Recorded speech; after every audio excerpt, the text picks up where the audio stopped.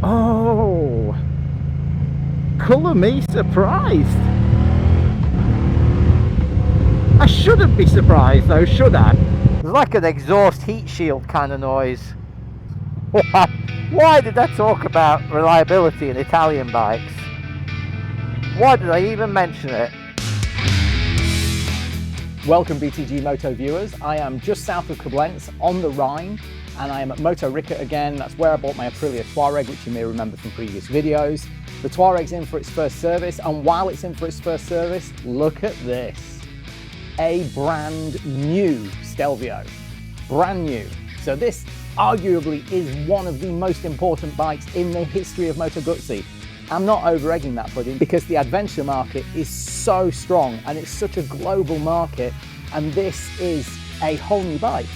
It's a whole new bike, it's a new engine, it's a new gearbox, it's a new chassis, it is a whole new bike. It utilises all the amazing technological advantages that Aprilia have got and then puts it through the Moto Guzzi factory and gives it that beautiful golden eagle Guzzi styling.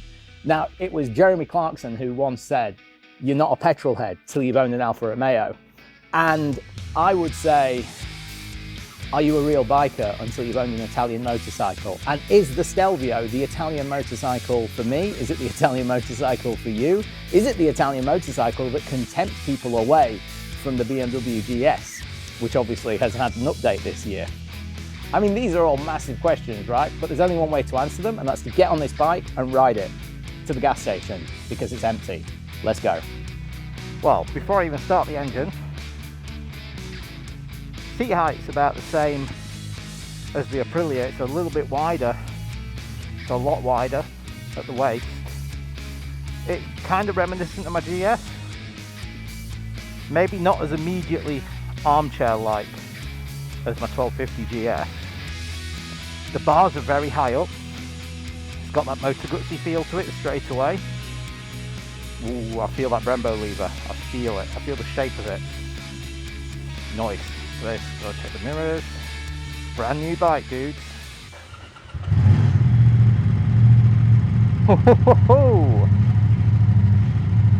Now it has got a little bit of Guzzi rock. Wow. It's got the same problem as my Touareg, which is it's so easy to put the headlights on main beam. Okay, double press here. And we can see the trip. Let's go put some fuel in this before anything else happens. Hydraulic clutch, very nice. We've got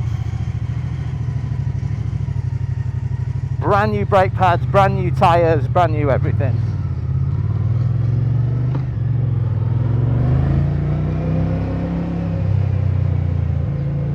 Whoa, that is a nice motor. It's very gutsy, which is a great thing, right?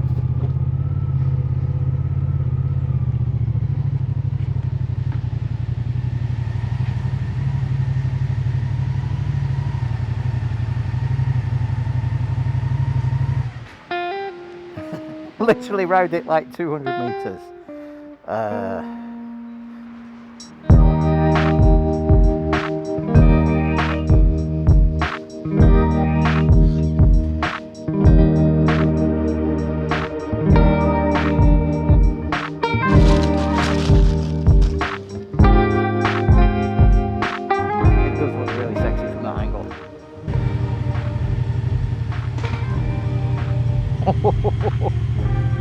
The gearbox fairly jumps into gear when you knock first in.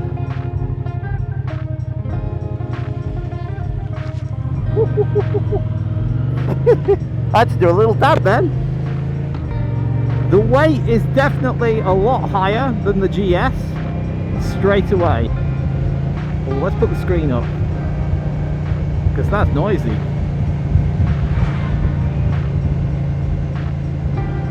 Okay, the screen did not do that much. Well, that's interesting. That's really interesting.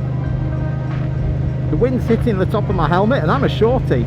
And it's like, it's really like, it's quite turbulent air up there and I'm going very slow. That's a surprise. Colour me surprised. There we go. My hot take after 400 meters of riding. What could go wrong? I would either want less wind protection or more. Oh, the gearbox is so smooth. It's a big boy bike. It's got a big boy motor.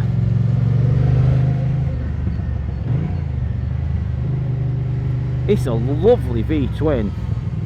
It's really something.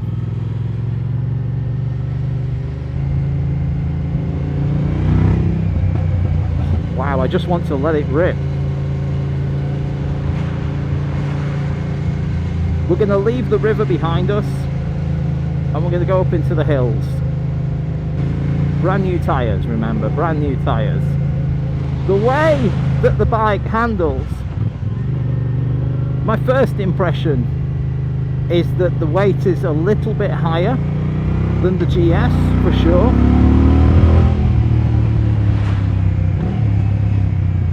It's definitely a Guzzi.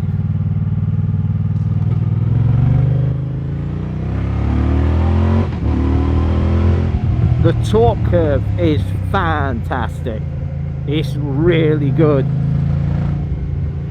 It's got so much snap off the throttle. You just touch the gas and it goes.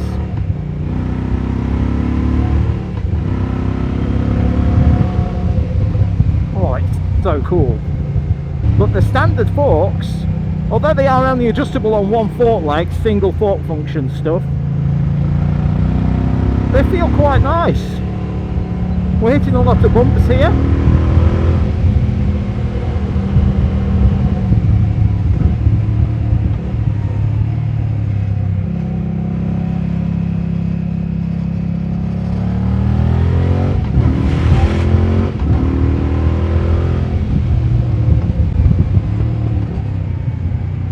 Dry roads as well. Dry roads. I've not seen these for ages. This road is pretty gnarly. It's got a lot of surface changes and it's got a lot of pitter-patter high frequency bumps. Oh, the temptation to take this off-roading. It's such a brand new bike though. The hydraulic clutch is not particularly light. We've got some more gnarly German roads to do. This does not feel like an adventure bike. This feels very sporty. It's definitely well suited to tarmac. This might be Moto Guzzi's best road bike ever. I know I'm here with the hot takes, don't you worry. Oh, colour me surprised. I shouldn't be surprised though, should I? Because as we know, Aprilia, in terms of buying a brand new motorbike and riding dynamics, is really up there. It's one of the best manufacturers in the world for giving you a bike that is just so freaking fun out the box. And Moto Guzzi, who have a history of doing everything sideways, wrong ways, upside down, anti-clockwise, they've now got the benefit of all that Aprilia know-how and technology. So now we should get, you know, the left-handed round peg in a square hole motorcycle that actually works. Let's pop the screen up a bit. Doesn't make that much difference. Probably just gets in the way of the camera, to be honest.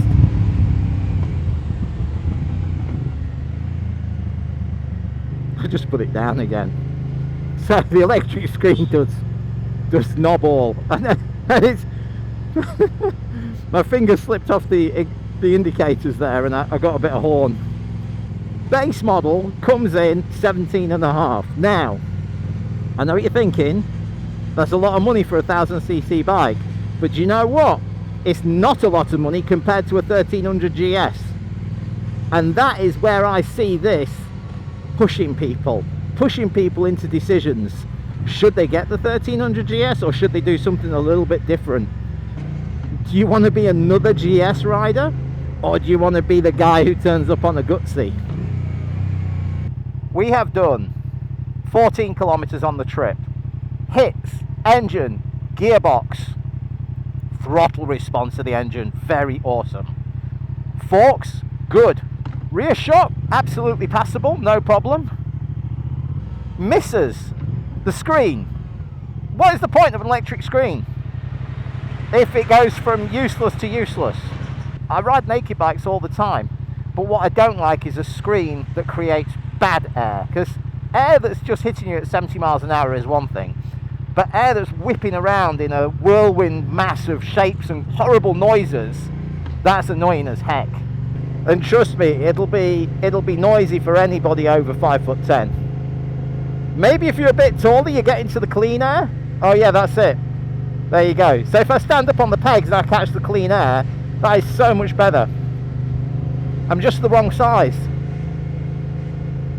Very noisy, very dirty air. You've probably been on a ride with somebody who creates very noisy, dirty air. It's even worse if you have to share a hotel room with them. Give it a bit of beans. Standard tyres, by the way, are the Michelin Anarchies, which you'll also find on the BMW GS's. I did love my 1250 GS. That had the can on it. 136 claimed on my 1250 GS, and it was a rocket ship. It was a hot rod. It had acceleration without end, is what it felt like. And you know, you've seen those videos of me hoiking fat mingers at 130 kilometers per hour just off the throttle. And yeah, okay, I don't think we're going to do that on the Guzzi here. But if you want to overtake a car that's in front of you, man, you just crack that throttle just there, and it goes yoink.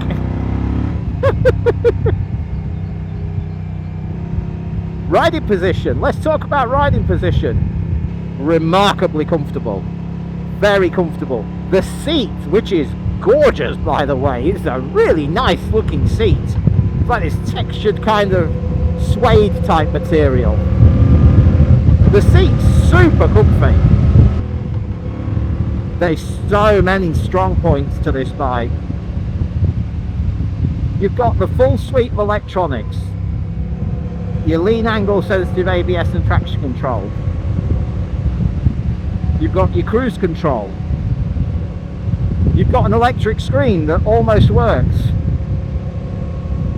You've got good suspension. You've got the ability to ride this bike across Europe in comfort. It's a very smooth bike without being too smooth. Does that make any sense? It's smooth and lumpy. It's like a good rice pudding. Smooth enough to be completely without problem. Lumpy enough to be satisfying. Oh, I'm thinking of rice pudding now. And you know what would be really good in your rice pudding? Something sweet, like a nice bit of hot jam. Oh, and I think that'll be the S version of this.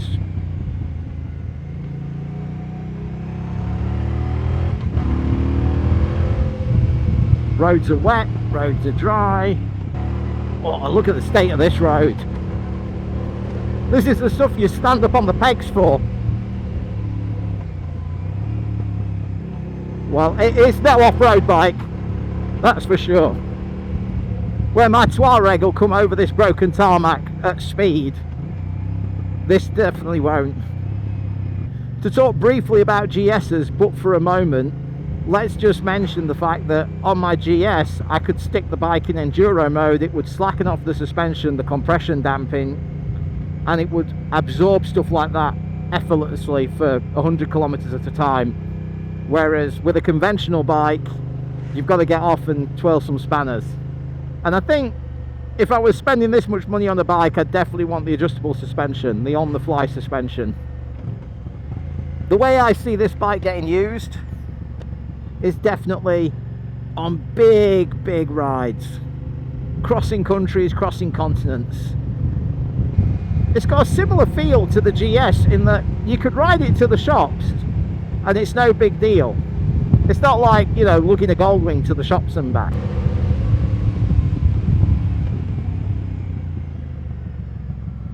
Ooh.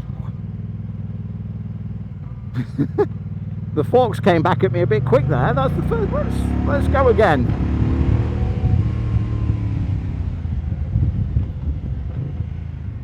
Oh yeah. We definitely need some more rebound damping. It's funny, isn't it? At a certain pace everything works, and then you just go a little bit quicker and you start to pick up on some new stuff. Oh, looks like there's a little car park here, so I'd say time for a bit of lunch.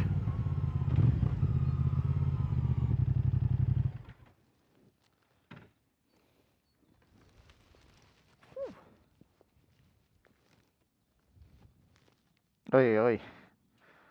My new Halo gloves have got a hole in. That's annoying.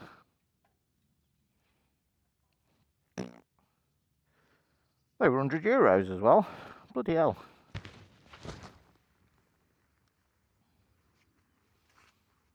You're a good bike.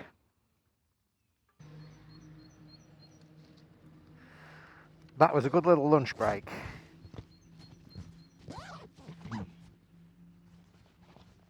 Exhaust microphone in case you're wondering. We're at the halfway point. It's a new chapter for Moto Guzzi. The engine is, you can heap superlatives on it. It is resting under a heap of superlatives.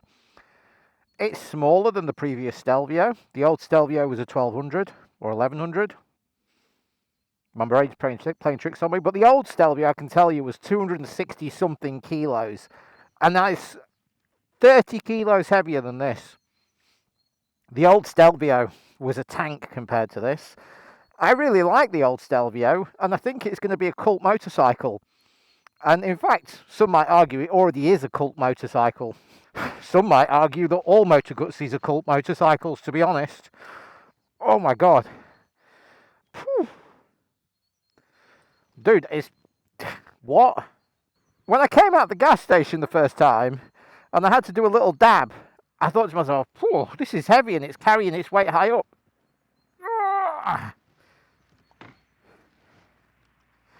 Do not buy this bike if you are weak or short or a combination thereof. Otherwise you won't even get it off the side stand. The cylinder heads are up near my kneecap. And the weight of this engine is, even though it's, you know, a brand new engine and fairly light, the weight of this engine is not low. Well, that clutch is very, very high. I've said that a few times, right? It's about as much off-roading as I'm going to do today.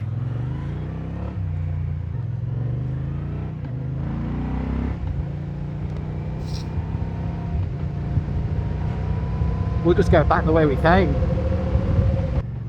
Stuck behind all these cars.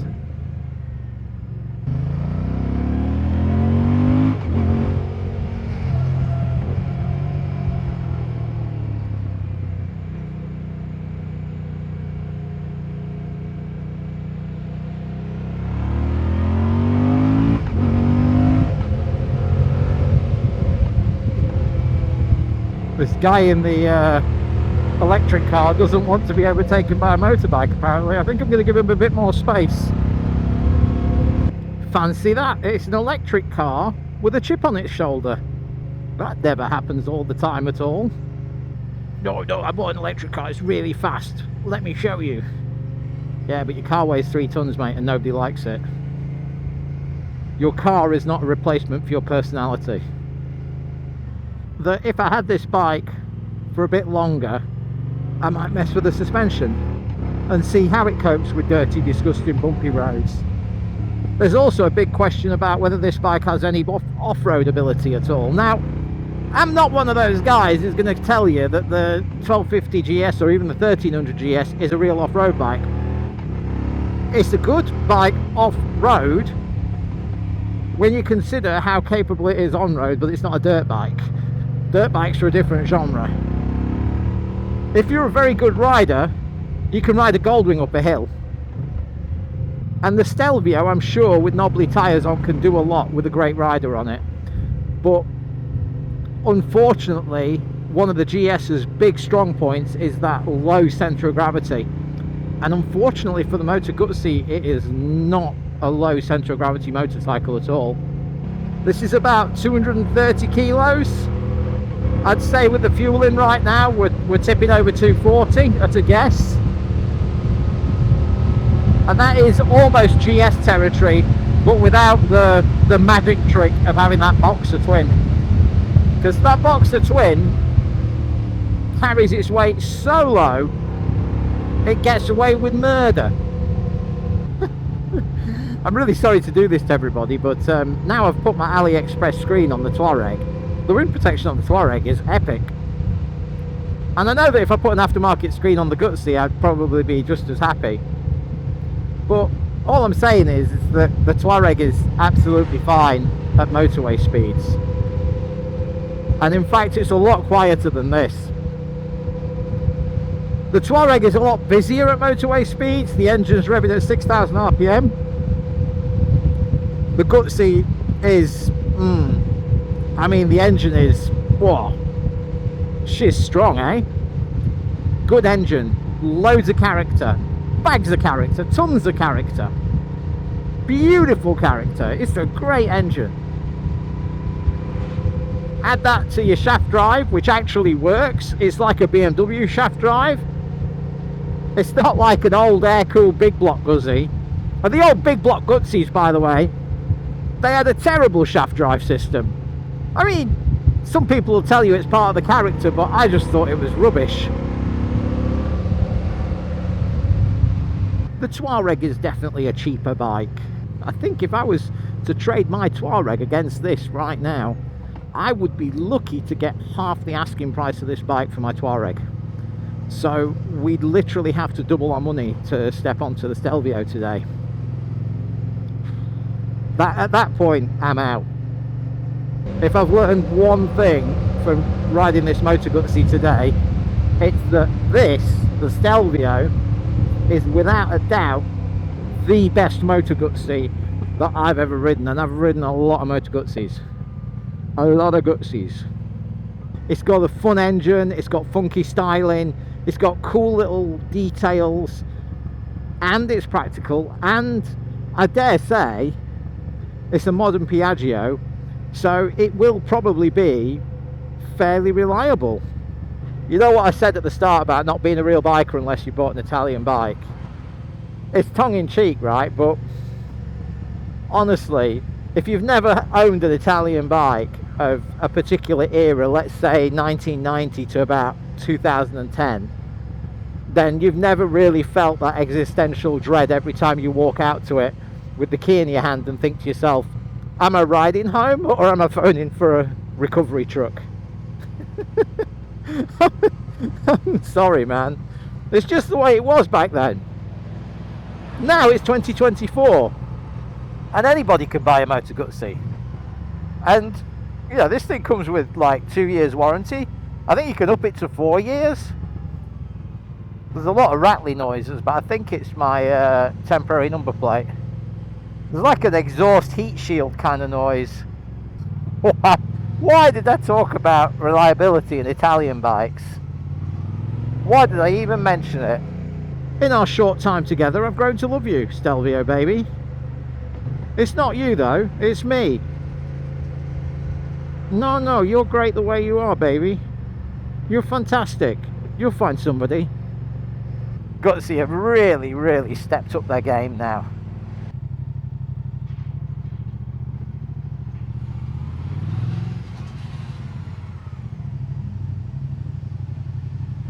Okay, feet up U-turn, full lock. Oh my god, it's so heavy. I had to dab. That's a skill issue for sure, but I don't like dabbing on this. Do you know, this says a lot about the whole thing. There was an awesome little trail that I went and pre-run on the Touareg earlier today, look. That's why the Touareg is so muddy, because there's a dirty trail up there. And there's two things that prevented me from taking this bike up that trail. One is, it's so goddamn clean and nice. And two, I actually didn't feel confident enough. And I think that says a lot. It's a very beautiful bike, and it's an awesome road bike. Absolutely fantastic road bike. It almost goes without saying at this point that this is possibly the greatest Guzzi that's ever rolled out of the factory, in my opinion. For things that I want to do with my bikes, this thing's just incredible. God, look at the design. Identical to the Aprilia. Fantastic bike. I'm not going to buy one today, but if you're in the market for a bike that can almost be a GS and you don't have to spend GS money, and you're going to get a badge that is so much more full of emotion and you're going to get a badge that is Moto Guzzi, aren't you? That is a very unique and individual motorcycle. Premium AF. That saddle is nice. That is a nice saddle. Good tank range, good suspension. Maybe not the best suspension in class, but that engine, hey, look at that. What a hunk of metal. What a beautiful motor. If you enjoyed watching me ride somebody else's motorbike, and if you like these videos at all, please consider liking, subscribing, following the channel, and I'll see you on the next one. Ciao.